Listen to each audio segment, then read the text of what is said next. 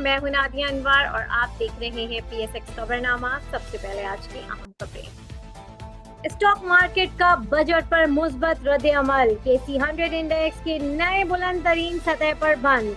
Pakistan stock exchange में बुध के कारोबारी रोज सरमायाकारों ने माली साल 2025-26 के बजट में बड़े टैक्सेस इकदाम न होने पर मुस्बत रद्द-ए-अमल जाहिर किया, जिसके नतीजे में KC 100 इंडेक्स 1,24,352 पॉइंट्स के नए रिकॉर्ड सतह पर बंद हुआ। इंटरबैंक मार्केट में बुध को डॉलर के मुकाबले रुपए की कदर में 0.07% की कमी रिकॉर्ड की गई। डॉलर के मुकाबले में रुपए 21 पैसे की कमी के बाद 282.33 रुपए पर जा पहुंचा।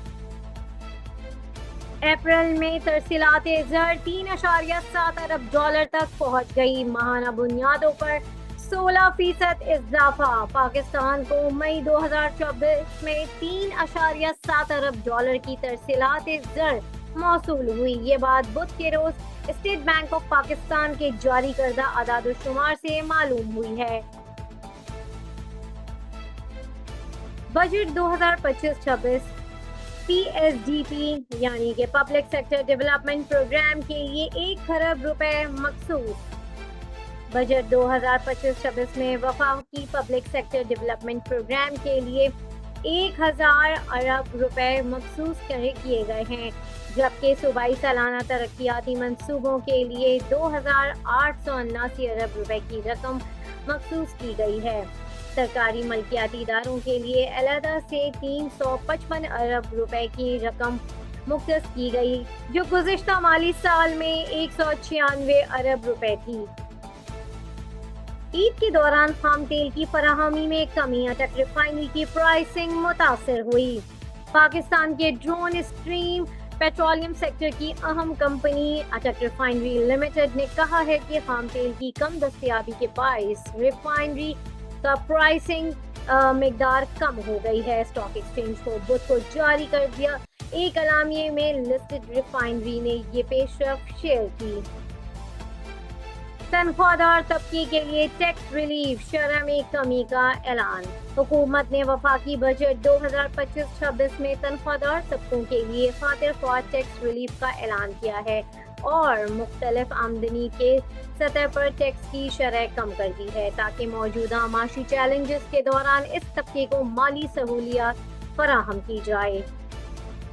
हुकूमत ने माली साल 2025-26 के लिए पिन बिजली मंसूबों के लिए 133.4 अरब रुपए मखसूस किए गए हैं।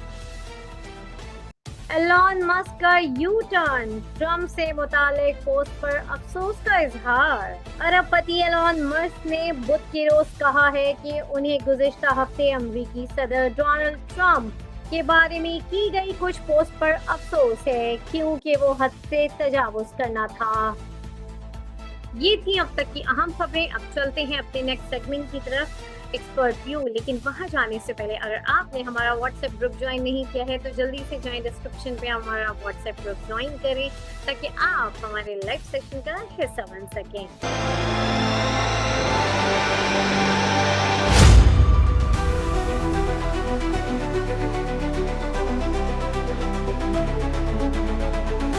अस्सलाम वालेकुम जी, welcome to the segment expert view. और यहाँ पर हम मार्केट को देखेंगे फंडामेंटली, और यहाँ पर बात करने के लिए हमारे साथ मौजूद होते हैं टॉप लाइन सिक्योरिटीज के सीनियर रिसर्च एनालिस्ट। जी हाँ, मैं बात कर रही हूँ निशित मलिक साहब की, और उनसे हम जानेंगे आज मार्केट का हाल, और ये भी जानेंगे कि जो है बजट के बाद जो है मार्केट ने लिया है जबरदस्त किस्म का पॉजिटिव इम्पैक्ट, और जो है ये तेजी कब तक चलती रहेगी, ये सारी बातें करेंगे। तो चलिए जी, लेट्स वेलकम हिम। अस्सलाम वालेकुम सर। वालेकुम अस्सलाम। सर, सबसे पहले तो आज की मार्केट का एक ओवरव्यू में चाहूंगी कि दें कि बजट के बाद जो हम एक्सपेक्ट कर रहे थे, ऑल द मार्केट वैसे ही रही, बहुत जबरदस्त। क्या व्यू है, और कल की मार्केट को कैसा देखते हैं? ये हफ्ते ये बरकरार रहेगी ये चीज? जी, हमने अपनी ऑडियंस को पहले भी बताया था कि इसके बाद मार्केट अच्छा परफॉर्म करेगी, और बजट की वजह से मार्केट थोड़ी रुकी हुई है। और आज सुबह मॉर्निंग अपडेट में भी यही बताया था कि बजट की वजह से अच्छा परफॉर्म करेगी मार्केट। तो आज यही हुआ कि मार्केट ने अच्छा परफॉर्म किया। दूसरा ये कि अगर हम देखें तो आज मार्केट में दोबारा जान भी आई है। तकरीबन 47 बिलियन का काम हुआ है आज मार्केट के अंदर। हम्म। जो कि पिछले, अगर हम बजट से पहले हफ्ते में, बजट से पहले जो हफ्ता था उसमें इससे आधा, आधे से भी कम काम हो रहा था। ऐसे तो ही। काम, एक तो मार्केट में काम के तरफ से भी जान आई है। मार्केट ने अच्छा परफॉर्म भी किया है। मार्केट अपने हाईएस्ट एवर लेवल पे क्लोज हुई है। और अगर हम देखें तो मार्केट में जिन जिन सेक्टर्स को हमने आइडेंटिफाई किया था कि वो बजट में वो पॉजिटिव है, तो उन्हीं सेक्टर्स ने परफॉर्म भी किया है, उन्हीं स्टॉक्स ने परफॉर्म भी किया है। तो ये है। बिल्कुल सही। और यहाँ पर मैं नाज़रीन बताती चलूंगी, जितना भी जो है हमारे ये सेशंस होते रहे हैं सर नशद के साथ, तो उसमें जो हमारे जो उनकी पेशेंट गोई थी, और हमने बाद में देखा कि उसी तरीके से था जिस वक्त ये इंडिया पाक इंडिया की जो है जंग का मामला था, उस टाइम पे भी हमने ये चीज देखी कि जो, हाँ, जो सर नशद ने प्रोडक्शन की थी बिल्कुल उसी तरीके से बाद में जो वही चीजें जो है इम्प्लीमेंट भी हुई। अच्छा सर, कुछ न्यूज़ेस हैं, मैं चाहूंगी कि थोड़ा सा उसके हवाले से भी हम जो है वो आपकी मैं राय जानना चाहूंगी उसके हवाले से। अच्छा, यहाँ पर जो है ये है कि पेट्रोलियम लेवी के ऊपर जो है वो 26.4% जो है इजाफे की तजवीज दी गई है, तो इसको आप कैसा देख रहे हैं? ये ऑयल सेक्टर पर किस तरह का इसका इम्पैक्ट है, थोड़ा सा बताइए। ये पता नहीं, ये कुछ गलत लग रही है न्यूज़। अच्छा। ऐसी कोई न्यूज़ है नहीं। हाँ, ऐसी कोई न्यूज़ है। सही। अच्छा, इसके हवाले से बताइए, रिफाइनरी के हवाले से जो ये न्यूज़ है, स्पेशली अगर मैं बात करूं कि ये जो ईद के दौरान जो खाम तेल की फराहमी में कमी और अटक रिफाइनरी की जो प्राइसिंग है वो थोड़ी सी जो है मुतासिर हुई है, तो ये क्या इस न्यूज़ में क्या है और इसका क्या इम्पैक्ट देख रहे हैं आप? रिफाइनरीज आज नेगेटिव रही हैं, और वैसे भी बजट में लोग एक्सपेक्ट कर रहे थे कि रिफाइनरीज को कोई बेनिफिट मिलेगा, लेकिन ऐसा कोई बेनिफिट नहीं मिला। उसकी वजह से रिफाइनरीज में जो एक्टिविटी रही थी, वो सारी जो है वो खत्म हो गई। और रिफाइनरी जो है आज नेगेटिव रही हैं। उसके अलावा अगर हम देखें तो जो लोकल प्रोडक्शन है क्रूड ऑयल की, वो लोकल प्रोडक्शन जो है वो काफ़ी रिड्यूस हो गई है। उसकी वजह से अटक रिफाइनरी को इश्यूज हो रहे हैं। क्योंकि अटक रिफाइनरी जो है वो लोकल क्रूड ऑयल पे डिपेंडेंट होता है। तो लोकल क्रूड ऑयल अगर कम होगा तो अटक रिफाइनरी को इश्यूज आगे जाके भी फेस करने पड़ेंगे। सही। अच्छा, ये ये जो पन बिजली की जो मंसूबे हैं उसमें जो है 133.4 अरब रुपए जो है वो दिए गए हैं, उसके लिए जो है अलग किए गए हैं, तो उसको किस तरीके से देख रहे हैं और क्या इम्पैक्ट उसका देख रहे हैं आप? जी, इसका इम्पैक्ट यही है। एक तो सबसे बड़ा इम्पैक्ट ये है कि सस्ती बिजली मिलेगी।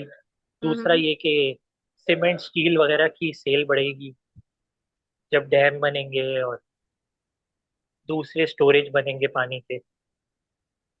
अच्छा, सही।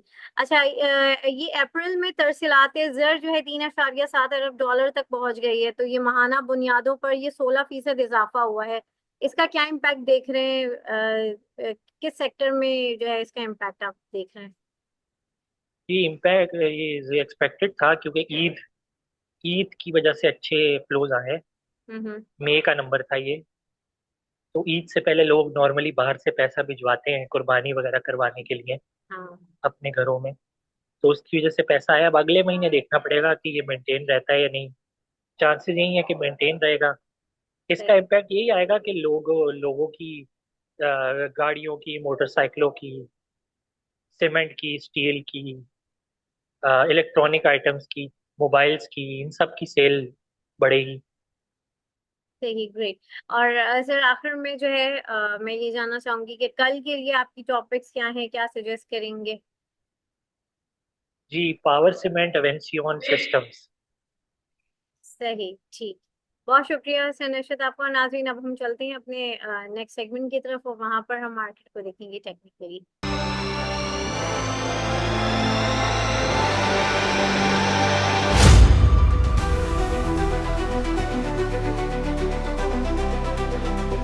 अस्सलाम वालेकुम जी। Welcome to the segment expert view. और यहाँ पर जैसे कि मैंने कहा कि यहाँ पर हम मार्केट को देखेंगे टेक्निकली, और यहाँ पर हमारे साथ बात करने के लिए मौजूद होते हैं टॉप लाइन सिक्योरिटीज के हेड ऑफ कमोडिटीज। जी हाँ, मैं बात कर रही हूँ मोहसिन हसन हाशमी साहब की। तो चले जी, उन्हें वेलकम करते हैं और उनसे जानते हैं मार्केट का हाल टेक्निकली। अस्सलाम वालेकुम सर।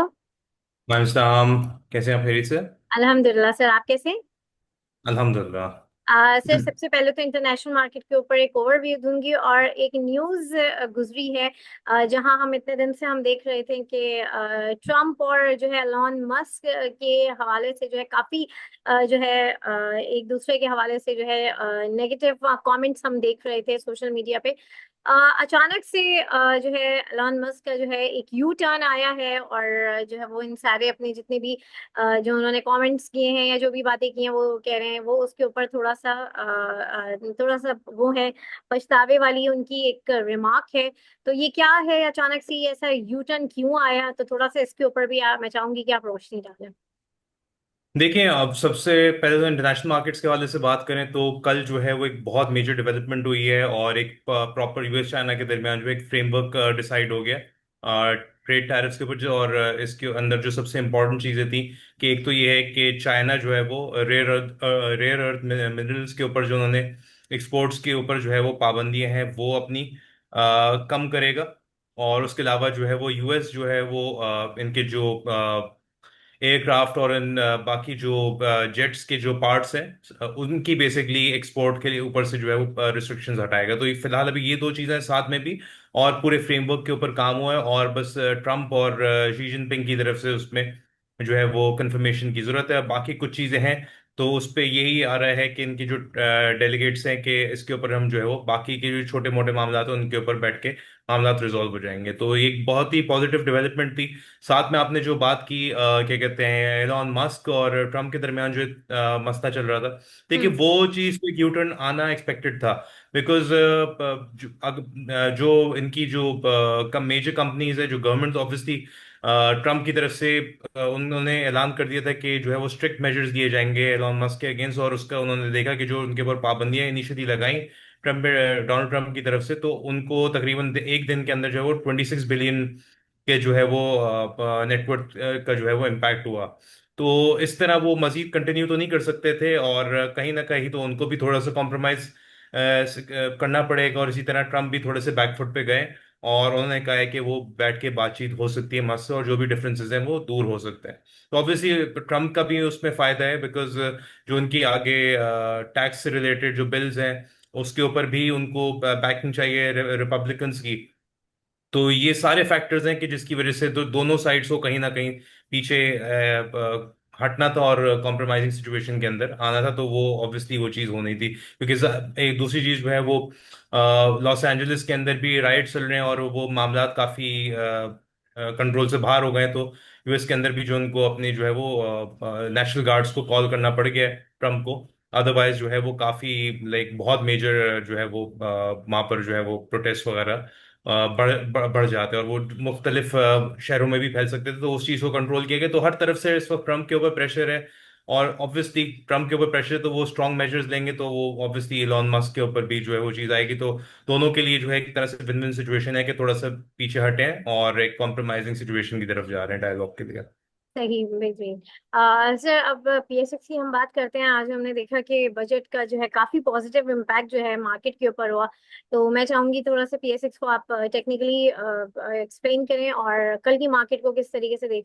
देखिए यहाँ पर अगर हम देखें तो कल जो है हमने आज के दिन के लिए जो टारगेट रखे थे मार्केट के दो टारगेट्स थे 1,23,616 और उसके बाद जो है 1,24,410। तो ये दोनों टारगेट जो हैं वो आज हमारे जो है वो मार्केट ने पूरे कर लिए और क्लोजिंग भी पॉजिटिव आई है। तो यहाँ से अपसाइड इस वक्त बुलिश मोमेंटम तो इंटैक्ट है मार्केट का। और थोड़ा सा अब यहाँ पर देखना है कि मार्केट पुल बैक लेती है और कितना पुल बैक लेती है। तो अगर थोड़ा बहुत मार्केट के अंदर पुल बैक आया भी तो अब ये जो 12500 का जो लेवल था जो कि बहुत इंपॉर्टेंट था, तो अब इंडेक्स हमारा जो है वो उसके ऊपर आके कहीं थोड़ा बहुत जो है वो सपोर्ट बिल्ड करने की कोशिश करेगा। तो अगर कुछ प्रॉफिट टेकिंग आती भी है तो वो 1,20,500 1,19,000 ये अब मार्केट की जो है वो बहुत स्ट्रॉन्ग सपोर्ट के लेवल्स जो है वो एक तरह से यहाँ पर प्ले करेंगे। तो इंडेक्स ओवरऑल यहाँ से अगर 24 410 के ऊपर स्टेबिलिटी दिखा तो नेक्स्ट टारगेट जो है वो हमारा 1,27,000 का है, और उसको इंडेक्स पे टारगेट करने के लिए जाएगा। कंडीशन ये है कि इंडेक्स हमारा 1,20,500, 1,19,000, ये दो जो इसका की सपोर्ट्स है इसके ऊपर स्टेबल रहे। तो जो भी अगर डिप आता है तो वो बेसिकली टेम्परेरी प्रॉफिट टेकिंग होगी। और जब तक इन दो मेजर सपोर्ट्स के ऊपर इंडेक्स है तो इन डिप्स को जो है वो as a buying opportunity treat करना चाहिए। सही, बिल्कुल। और सर अब जो है कौन से 3 स्टॉक्स जो है आप सजेस्ट करेंगे जिनके अंदर पोटेंशियल है और परफॉर्म देखिए, करेंगे? हाईटेक हाईटेक लुब्रिकेंट्स के ऊपर बात करेंगे। और हाईटेक लुब्रिकेंट्स की अगर बात करें तो आज हमने देखा कि प्राइस ने जो है वो काफी इसके अंदर स्ट्रॉन्ग मूवमेंट दिखाई है। और ट्रेंड लाइन ब्रेकआउट हमने कुछ दिन पहले इसके अंदर देख लिया था यहाँ पर। तो इसके अंदर अभी जो इसका जो टारगेट एरिया बनता है, अगर ये प्राइस यहाँ पर सस्टेन कर जाती है 83 रुपए 43.86 के ऊपर, तो उसका पहला टारगेट तकरीबन अराउंड 51 रुपीज का है, और यहाँ पर हम इसको मार्क कर देते हैं। और उसके बाद फिर नेक्स्ट टारगेट जो इसका बनेगा, जो ये दो टॉप से यहाँ पर नजर आ रहे हैं, सेकंड टॉप एक तो ये वाला है तकरीबन 55 रुपीज का। और फिर नेक्स्ट टारगेट जो है वो इसका जो रीसेंट टॉप लगा था, इन टॉप्स को 63 का, इन टॉप्स को ये टारगेट करने के लिए जा रहा है। तो फिलहाल ये है कि जब तक प्राइस इसकी तकरीबन यहाँ से हम कह सकते हैं कि 40 रुपये 50 पैसे के ऊपर स्टेबल है, तो उसको डिप पे थोड़ा थोड़ा करके एक्यूमुलेट करना चाहिए।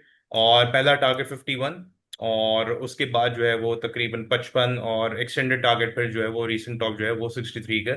यहाँ तक इसके अंदर रूम बनती है। सही। और नेक्स्ट कौन से सर? नेक्स्ट जो है हम पायनियर सीमेंट के ऊपर आते हैं। ओके।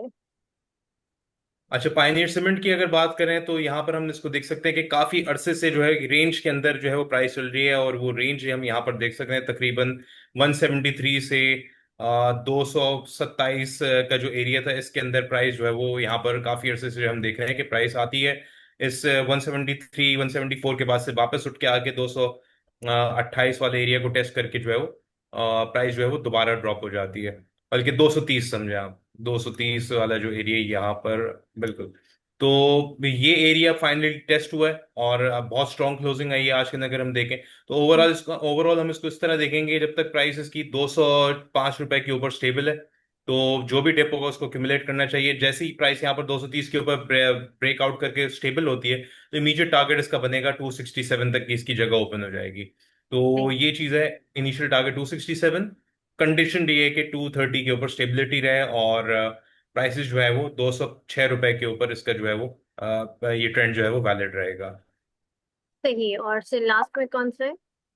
चिराग सीमेंट पे भी देख लेते हैं। काफी अरसे से ये भी एक रेंज ट्रेड के अंदर था, और सपोर्ट अगर हम देखा जाए चिराग सीमेंट के अंदर सही। तो 242 का एरिया के ऊपर तकरीबन बहुत अटेम्प्ट्स किए ब्रेक करने की, लेकिन प्राइस उस एरिया के ऊपर स्टेबल हो रही थी आके। और यहाँ पर हम देख सकते हैं कि इसने आज जो है वो अपनी ट्रेंड लाइन ब्रेकआउट हमें दिया है, और तकरीबन 282 के ऊपर 285 की क्लोजिंग आई। तो यहाँ पर अगर हम कह सकते हैं तो ये अपने रीसेंट टॉप्स को ट्रेड टारगेट करेगी कमिंग डेज के अंदर, जो कि तकरीबन 312 और 318 का एरिया है। इन दो एरियाज को ये टारगेट करेगी। अगर इसके ऊपर प्राइस स्टेबल होती है तो फिर हम तकरीबन 350 360 ये फिर इसके एक्सटेंडेड टारगेट होंगे। अभी फिलहाल जो हम टारगेट करेंगे इसके अंदर वो है 312 318, ये इसका टारगेट एरिया है। कंडीशन ये कि प्राइस 260 255 के ऊपर स्टेबल रहे इसकी। सही।